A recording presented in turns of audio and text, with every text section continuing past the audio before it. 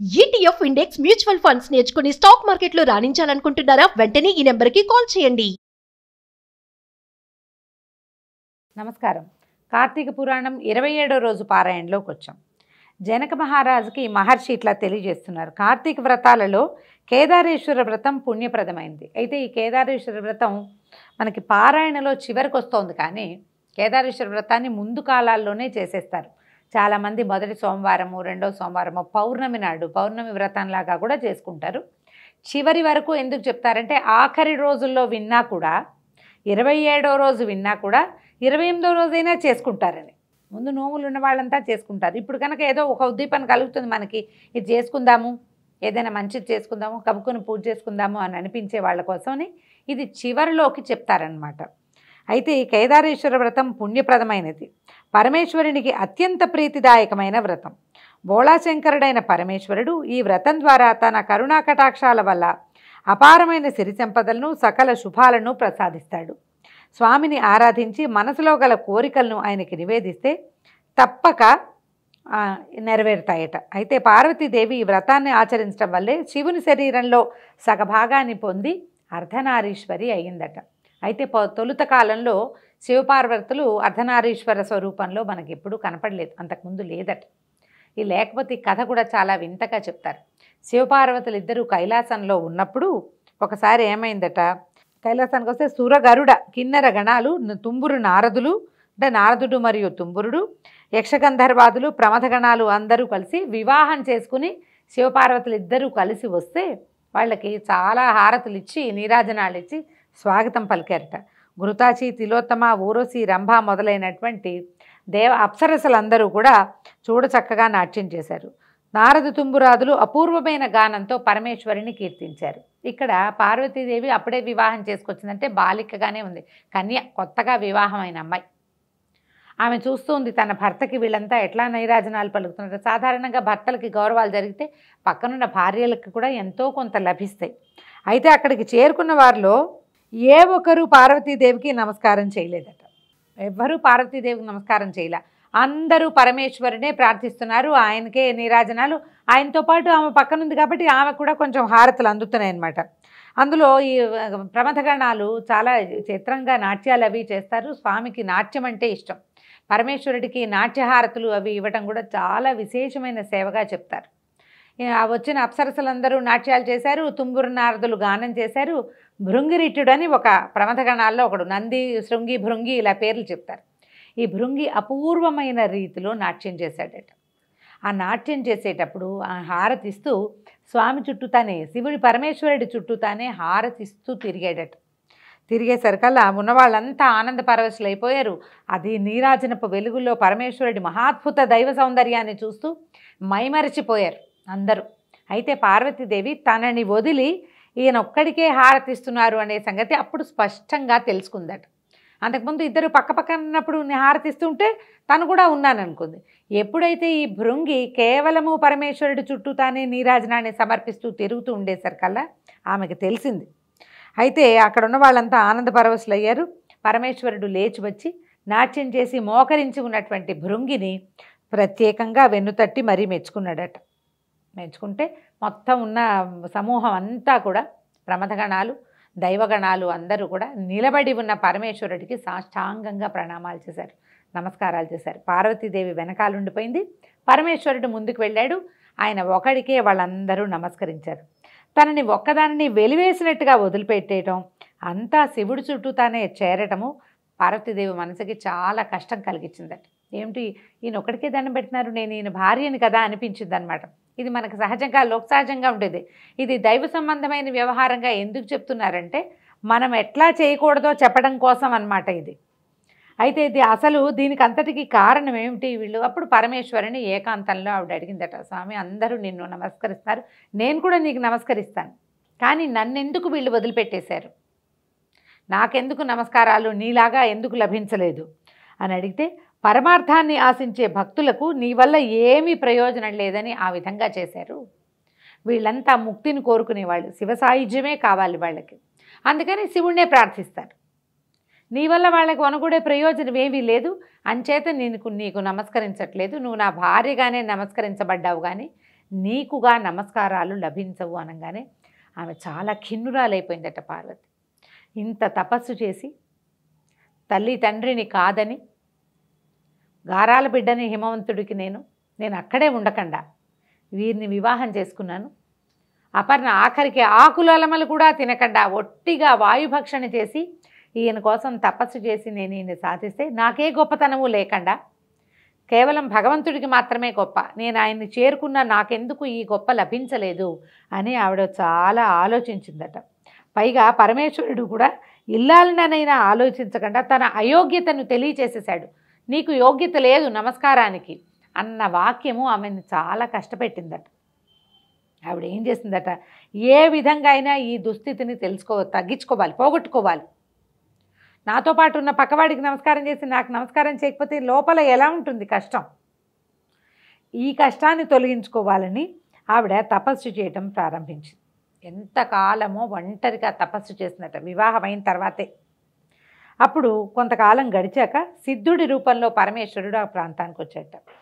కోరిక పట్ల వ్యామోహంతో ఏకాగ్రతను సాధించలేకుండా నువ్వు ఎంతకాలం తపస్సు చేసినా ఏమీ ప్రయోజనాన్ని పొందలేవు. ఇది ప్రధానమైన పాయింట్ అండి. ఈ కథలో పార్వతీదేవి కూడా పరమేశ్వరుని వివాహం చేసుకోవాలి అన్న ఒక్క తలంపుతోటి తపస్సు చేసింది మొదట. ఆవిడ కన్యగా ఉన్నప్పుడు, అవివాహితగా ఉన్నప్పుడు ఆమె కోరిక తీరింది. కానీ ఆమె వివాహిత అయిన తర్వాత ఇట్లా అంటే తనకి గౌరవం లభించలేదన్న దాంతో చేసావు, నీకు ఏకాగ్రత కుదరటల. అప్పుడు ఆవిడ ఏకాగ్రత ఎవరి మీద ఉంది? మొదట శివుడి మీద ఉంది.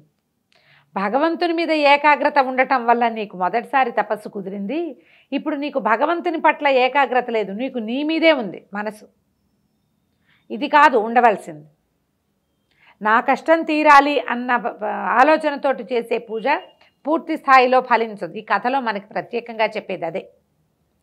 నాకు అది కావాలి, నాకు ఇది కావాలి, నాకు ఇది జరగాలి, నాకు ఈ కష్టం తీరాలి, నాకు అది అయిపోవాలి అన్న తలంపుతో ఉన్నవాడికి భగవంతుని పట్ల ఏకాగ్రత కుదరదు.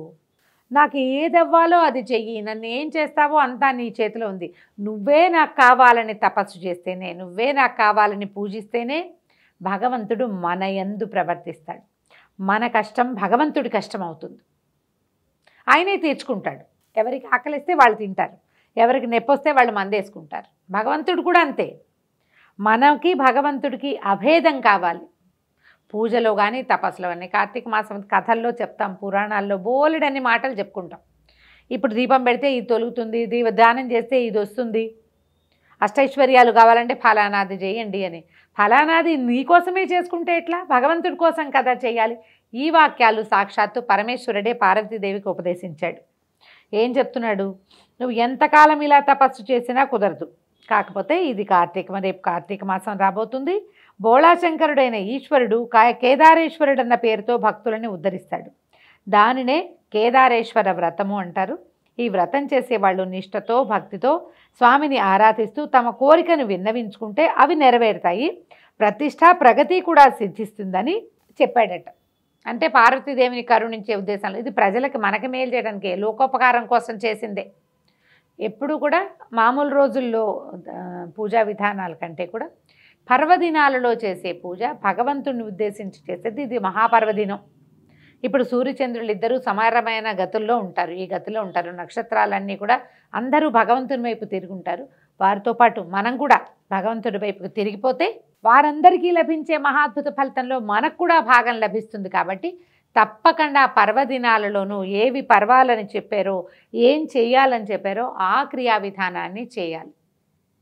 అలాని ఆనతిచ్చాడు. ఇచ్చేసరికల్లా ఈవిడ ఏం చేసిందట, సిద్ధుడు చెప్పిన ప్రకారంగా పార్వతీదేవి తన కోరికను పరమేశ్వరునికి నివేదించుకుంటూ, అంటే నాకు కావాలి అని అడగలేదు, నాకేం కావాలో ఏం చేయాలో అది నువ్వు చెయ్యమన్నది అని నివేదిస్తూ కేదారేశ్వర వ్రతం చేసి పరమేశ్వరునిలో సగం శరీరాన్ని పొంది పరమేశ్వరుని అర్ధాంగి అయ్యింది. దీనినే కేదారేశ్వర వ్రతము, కార్తీక నోము అంటారు. ఈ కార్తీక మాసంలో 4 సోమవారాల్లో 4 సోమవారాల్లోనూ 3వ సోమవారము కార్తీక పౌర్ణమి ప్రసిద్ధమైనవి, సిద్ధిప్రదమైనవి అని చెప్తున్నారు. చివరి సోమవారం నాడు కూడా చేసుకోవచ్చని మనకి పెద్దవాళ్ళు, గురువులు, పురోహితులు ఉపదేశిస్తారు. ఆఖరి రోజునైనా సరే, మాస శివరాత్రి రోజునైనా సరే మనం తప్పకుండా ఈ కేదారేశ్వర వ్రతం చేసుకోవచ్చు. భార్యాభర్త ఇద్దరూ కలిసి చేసుకునే పద్ధతి వాళ్ళ ఇళ్లలో ఉంటే దాన్ని కంటిన్యూ చేయొచ్చు. అలా కాని పక్షంలో మనం ఈ కథ విన్నాము. ఇప్పటిదాకా ఏంటంటే కార్తీక మాసంలో ఏం చేస్తాం, కార్తీక దామోదర ప్రీత్యర్థం అని విష్ణు ప్రీతి కొరకు శివారాధన చేస్తాం. ఈ కేదారేశ్వర వ్రతం మాత్రం కేవలము శివుని అనుగ్రహాన్ని పొందటం కోసమే కేదారేశ్వర వ్రతం అహంకరిచి అని సంకల్పం చెప్పుకుని కేదారేశ్వర వ్రత కల్పం అన్ని పుస్తకాల్లోనూ దొరుకుతుంది. ఏదైనా ఒక పుస్తకం సంపాదించి మనం 27వ రోజు వింటున్నాం. ఇంకా 28, 29, 33 రోజులు ఉన్నాయి. 30వ రోజు అమావాస్య కాబట్టి సాధారణంగా క్రియలు ఏమీ చేయలేకపోతాం. పైగా ఈ సంవత్సరం 29వ రోజుకే మనకి కార్తీక మాసం పూర్తయిపోతుంది. ఇంచుమించుగా ప్రతి సంవత్సరము ఇలాగే అవుతుంది, తిథులు తొందరపడతాయి కాబట్టి. ఇంకా 2 రోజులు, ఈ 2 రోజుల్లో అయినా సరే పెద్ద విశేషంగా ఏమిటో చాలా కావాలని ఏమనుకోవద్దు. తేలికపాటి పూజా విధానంగా సంకల్పం చెప్పుకుని మనం శివ పూజ చేసుకోవచ్చు. దానికోసమని చివరి భాగాల్లోనే ఇది చెప్పబడింది అన్నమాట. సాధారణంగా కార్తీకంలో ఒక చిన్న విధులు చెప్తారు, ఫలానావి తినచ్చు, ఫలానావి తినకూడదు అని. ఇప్పటిదాకా పాటించలేకపోయినా కూడా ఈ చివరి రోజుల్లో అయినా సరే మనం ఇది పాటించవచ్చు. కొన్ని విధి నిషేధాలు చెప్తారు. ఇంగువ, ఉల్లిపాయలు, వెల్లుల్లిపాయలు, ముల్లంగి, దుంపలు, గుమ్మడికాయలు, శనగ, పెసర, అలసందలు, నువ్వులు నిషిద్ధం, తినకూడదు. వీటిని మానేస్తే చివరి 2 రోజులు మానేసినా సరే మీకు ఫలితం లభిస్తుంది. తర్వాత మాంసాహారం నిషిద్ధం చివరి 2 రోజులైనా. ఇట్లు నిషిద్ధమైన వస్తువులు తింటే 7 జన్మాల దరిద్రం సంప్రాప్తిస్తుందని శాస్త్రవచనం. మరి ఇప్పటిదాకా తినేసామండి, ఈ 2 రోజుల్లో మనం మానేస్తే మాత్రం ఏమొస్తుంది అంటే మంచి పని ఒక్కసారి చేసినా సరే, ఒకసారి చేసినా కూడా ఫలితం ఇస్తుంది. ఇది కార్తీకం కాబట్టి ఇప్పుడే విన్నాము, ఇవాళే తెలుసుకున్నాము కాబట్టి మానేద్దాం అని భావించినా ఆల్రెడీ వింటూ ఉన్నవాళ్ళు కూడా ఇతరులకు ఎవరికైనా ఇదిగో ఇలా ప్రత్యేకంగా చెప్పారు, చివరి 2-3 రోజులైనా మానేస్తే కూడా మంచిదేట అని చెప్పి చేయించగలిగితే మంచిది. దేవాలయ దర్శనం తప్పనిసరిగా చేయవలసిన విధి కార్తీకంలో. చివరి 3 రోజుల్లో ఏ రోజు కుదిరితే, ఏ పూట కుదిరితే ఆ పూటైనా, అమావాస్య నాడు కూడా దర్శనం చేసుకోవచ్చండి. శివాలయానికి వెళ్ళొచ్చు, విష్ణువాలయానికి వెళ్ళొచ్చు. సమీపంలో ఉన్న ఏ ఆలయంలో అయినా దీపారాధన చేసుకోవచ్చు. దీపదానాన్ని అందరూ స్వీకరించట్లేదని కొంచెం బాధపడుతున్నాం. దేవాలయంలో దీపం పెట్టి వదిలిపెట్టి వచ్చేసినా కూడా ఫలితం లభిస్తుంది. తర్వాత కంచు పాత్రలో భోజనం చేయకూడదు. ఆదివారం ఇంకా రాదనుకుంటా కొబ్బరి, ఉసిరి తినకూడదు. తర్వాత భోజన సమయంలో మౌనంగా ఉండాలి. కార్తీక పురాణం తప్పకుండా వినాలి. చివరి 3 రోజులైనా సరే పురాణాన్ని వినే ప్రయత్నం చేసుకోండి. దీంతో 27వ రోజు పారాయణ పూర్తయిపోయింది. రేపు ఉదయం 28వ రోజు పారాయణలో మళ్ళీ కలుసుకుందాం. నమస్కారం.